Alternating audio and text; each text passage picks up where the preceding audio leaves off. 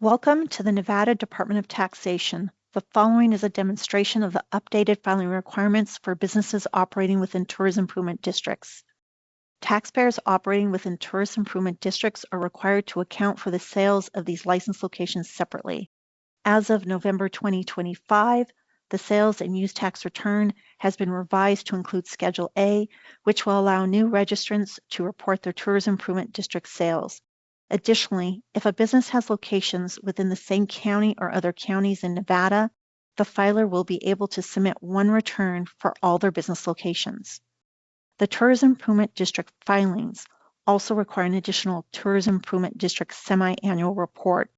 And for the taxpayer's convenience, this report can now be submitted as a monthly filing through the Department of Taxation's e-services. This report is completed after your Schedule A and sales and use tax by county filings.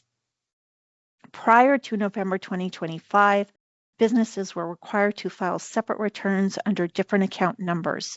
Your account may already be set up for one or more accounts to file under due to this previous requirement.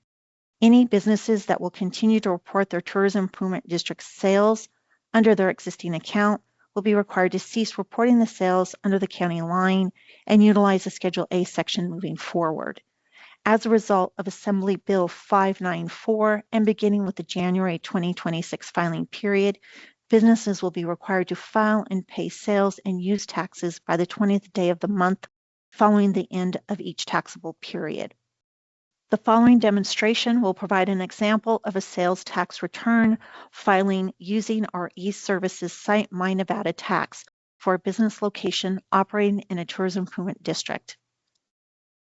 For this example, after logging into the e-services account for the business Cool Sales, scroll down to your sales and use tax account, and to the right of the current monthly return, you will click on the File Return hyperlink. You will complete the reporting questionnaire. First question, do you have any sales to report for this period? Click Yes. Second question, do you have any purchases subject to use tax to report for this period? For this example, we will click No. Third question, do you have any over-collected sales tax to report for this period? For this example, click No. Click Next. The taxpayer will then see Schedule A Tourism Stadium District locations. This section identifies the taxpayer's tourism improvement district, business name, and business location address. There are various tourism improvement districts in Nevada. For this example, Cool Sales has a business location in the Tourism Improvement District Area 15. Click Next. Click the Area 15 hyperlink to enter your total sales. You will enter your applicable sales and exemptions for your business. In this example, we will enter total sales of $350,000. In this example, the exempt sales are 0. Click OK, and then click Next. Review the district sales and use tax, then click Next. Next is the sales and use tax by county section. You will see a message that states do not include any sales made in tourism improvement districts, star bonds, or stadium districts. Those should be entered separately on Schedule A. For this example, a taxpayer has an additional location in Clark County outside of the tourism improvement district. Therefore, click the Add County Details hyperlink. In the county drop-down, choose Clark.